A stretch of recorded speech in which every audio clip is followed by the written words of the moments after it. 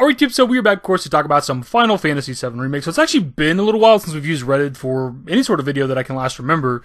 Part of that's due to Remake coming to PC in the last couple of months, so a lot of Reddit is filled with people asking questions about the game, but it's a lot of questions and stuff that we've already kind of talked about, right? Over the past almost 2 years now. The game is almost 2 years old. And then it's also a lot of people just like posting mods and things like that, screenshots of mods.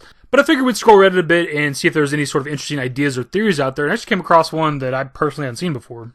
It's about the visions that our characters are shown throughout the game, mostly being Cloud, of course, but it mostly has to do with the visions that are shown at the end of the game, but you could probably put it towards a lot of the other visions as well. And what this theory sort of boils down to is that our group is misinterpreting these visions as maybe a future where they have failed, despite it actually being visions of the future where they succeeded. First off, quick shout out to Ultima786 for this theory and idea, which I didn't realize it was them until right before recording. Obviously, I was going to shout out whoever the post belonged to, but we've referenced Ultima a lot. They come up with some pretty good ideas. Now, when it comes to Remake, there's still a lot of unknowns, obviously. We don't have a lot of definitive answers on a lot of different things, but there's certain stuff that the community seems to have a pretty good consensus on, and one of them is that Sephiroth also wants to alter the course of Destiny, right? Now, this could just be because he knows what happens in the original FF7, and that leads, obviously, to his defeat, or if it's something else entirely that we just don't know what it is yet. Whatever the motivation might be, Sephiroth also wants to change the timeline, right? It's changed the events of the original FF7. It's not just Aerith, and it's not just our group. And for that reason, it seems like Sephiroth wants us to destroy the Whisperers and the Whisperer Harbinger because, of course, they're the ones trying to keep Destiny in line, and with them out of the way, he can do things differently. And so, for that reason as well, a lot of people believe that Sephiroth is the one giving our group these visions, of course, mostly Cloud, because that's who gets most of the visions throughout the game, which I never really had a thought or an answer for. I just kind of assumed maybe it's the planet or the Whisperers giving us the vision, but in the context of what we're talking about in this video, I think it makes a lot of sense that it is Sephiroth. So let's put into perspective the visions that are shown to our group at the end of the game. For starters, we get to see Red 13 with his cubs, which we know based on the original FF7 that it's 500 years in the future and all of humanity is destroyed. We then get to see Meteor, we get to see Cloud fighting Sephiroth solo, which is at the end of the original FF7, and we get two different visions of Aerith's death. Now put yourself in our character's shoes, because obviously we as the player know what those visions mean and what they lead to, but they're being shown all those scenes out of context and out of order. And it looks like a bleak future. They're seeing Meteor, they're seeing Sephiroth and Cloud fighting solo. Where are they at? Why aren't they helping Cloud? They're seeing Aerith's death, and they're also seeing Red 13 in the future where there is no humans left on the planet. You can even take some of the quotes that the characters give after seeing these visions as them taking these visions as a negative, despite, again, them being what we know to be a positive. For one, with the Red 13 quote, after we get his vision, he says that it's a glimpse of tomorrow if they fell here today. What the hell did I just see? A glimpse of tomorrow if we fail here today. Which for some reason I never really put a whole lot of emphasis on until now, but when you think about it, it is kind of weird because that's not a bad future. Now, they didn't fully defeat Sephiroth. We know that because of Advent Children and everything else with the compilation, right? And even Remake itself, being that it's a follow-up to the original compilation. We know that Sephiroth's not fully defeated, but the future where we see Red 13 and his cubs and shit is still a future where we prevented Meteor from destroying the planet, so it's not a bad or bleak future. It is negative and bleak in the sense that humanity's wiped out in 500 years, but hell, that could happen here, IRL, in our world, right? 500 years from now, we could be gone. We could be gone within this year. World War III is imminent, right? We know that our characters survive for at least a couple of years after FF7 because we see them with, Advent Children and Dirge of Cerberus, so we don't know what caused humanity to be gone in 500 years. We don't know what that catalyst was for that, right? The other interesting quote is Tifa's after seeing Meteor. This can't be our future. So based on her response to that vision, she seems to think, and maybe the rest of our group seems to think, that Meteor is going to strike the planet and destroy it, which we know to not actually be the case. Because, of course, with the events of the original Final Fantasy VII, Meteor comes close to destroying the planet, it absolutely fucks up Midgar, but of course Lifestream, Holy, and Aerith protect the planet. Some of the stuff I find kind of interesting is that with some of the visions, they don't really acknowledge them, so I don't know if they fully understand what they're being shown, because they're shown two different versions, or two different scenes rather, of Aerith's death, yet they don't acknowledge it, like, why is Aerith dead in that scene, what's going on, what does that mean Aerith, what does that mean Red 13, they just kind of ignore it, so to speak.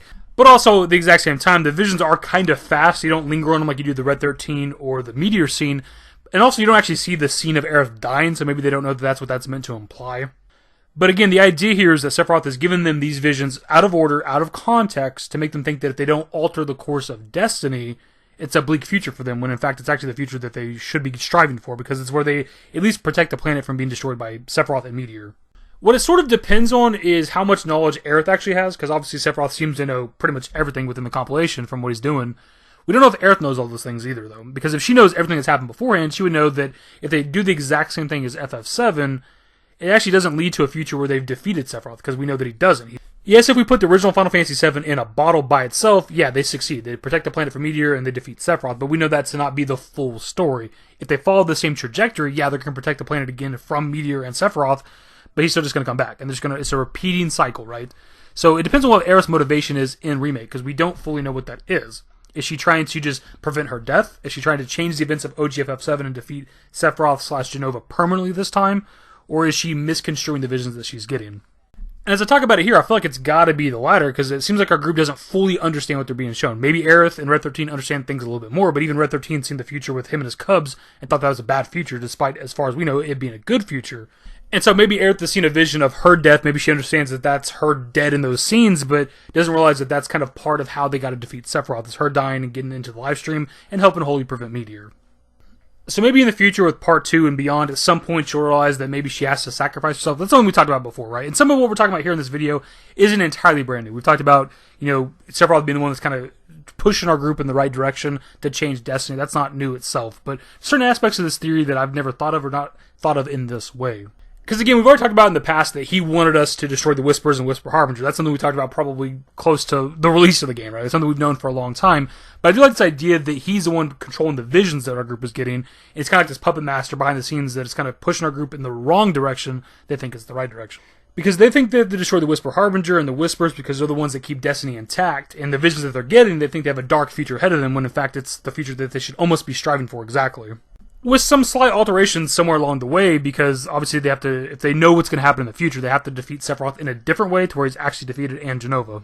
I don't know, man. I think this is a pretty cool idea, pretty cool theory that our group is seeing the original FF7 timeline. They're getting visions of that, but they think it's a timeline where they failed. When in some ways they did. Again, we've said it already a few times in the video. They didn't fully defeat Sephiroth, but it's not a timeline where they failed, because if they didn't stop Sephiroth in that moment, the entire planet would have been fucking destroyed. So they did succeed in that way.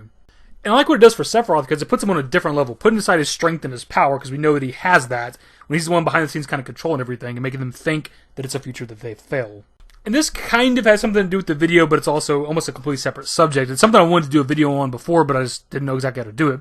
But I've never seen anybody put emphasis on this. At the beginning of the game, in Chapter 2, Aerith doesn't even know what the Whispers are. But at some point along the way, she learns it, and we don't exactly know when that is and how that was.